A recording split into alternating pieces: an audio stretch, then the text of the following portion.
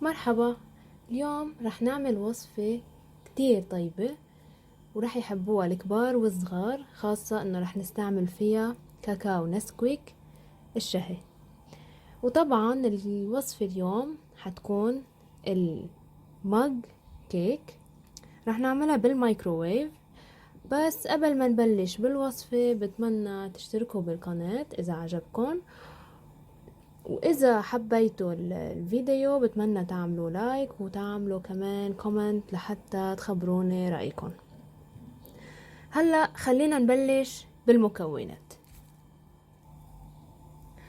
عنا أول شي 4 ملاعق كبار طحين، عنا 4 ملاعق كبار سكر، عنا ملعقة كبيرة زيت نباتي، عنا 4 معالق كبار كاكاو نسكويك، عنا ملعقتين كبار حليب سائل، وعنا بيضة وحدة مع رشة فانيلا عليها.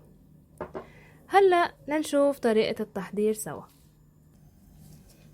أول شي رح نبلش بالطحين. عنا 4 ملاعق كبار طحين،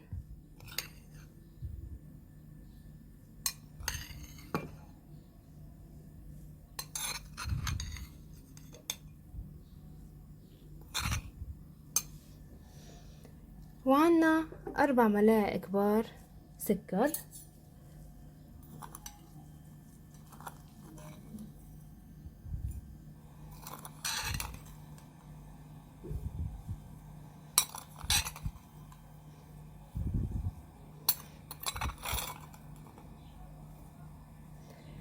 وعنا كمان 4 ملاعق كبار من الكاكاو النسكويك يلي كلنا بنحبه. عنا 4 ملاعق،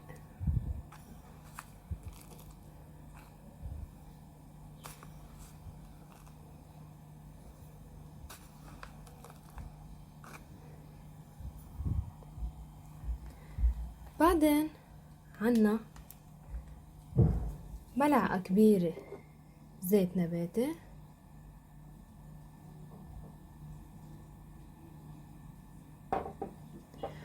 عنا ملعقتين كبار حليب سائل،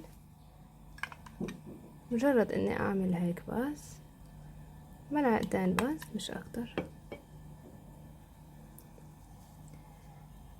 عنا كمان اخر مكون يلي هو البيضة، بس بنحط رشة فانيلا بما انه عم نعمل وصفة حلو مش مالح،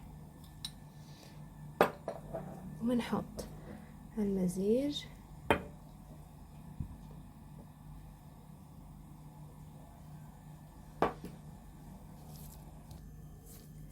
وهلأ ما علينا إلا نخلط المزيج كتير منيح لحتى يصير معنا متجانس.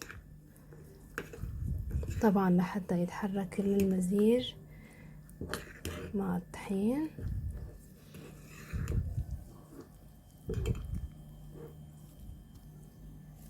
منضل عم نحرك لحتى يصير معنا المزيج بهالشكل مثل مزيج الكيك بس بالمج.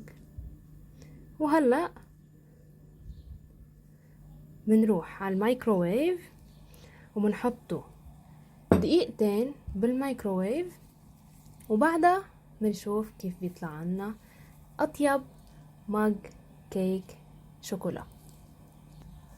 وبعد ما حطيناهم دقيقتين بالميكروويف بيطلع عنا المج بهيدا الشكل. شفتوا قد ايه لذيذ مبين وشهي. هلا للزينة فينا نزين باللي بدنا اياه. انا حبيت زينه بشوية فيرميسيل ملون. طبعا هو شهي بلا فيرميسيل بس تطلع كتير طيبة وبنصحكم تجربوها. وبنهاية الفيديو بحب اشكركم، واذا حبيتوا الفيديو بتمنى تعملوا لي سبسكرايب، وبتمنى اشوف تعليقاتكم، وميرسي كتير.